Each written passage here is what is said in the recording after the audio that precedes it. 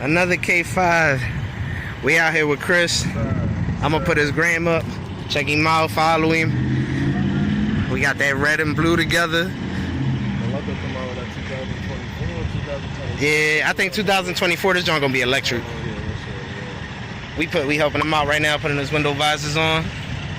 Same joints as mine, so it's gonna have that fly look. And then we get them with all the LEDs later on another day. Let's finish the install. These are easy to put on. These are the Clover joints, the same ones I got on mine, so they're real easy to put on, but they got like the best design because they go all the way to the end. Bang. They go to finished product. Blue and black. Look good in the light. That's them auto Clovers, man. How you like that joint, Chris? How you like them visors? I heard it.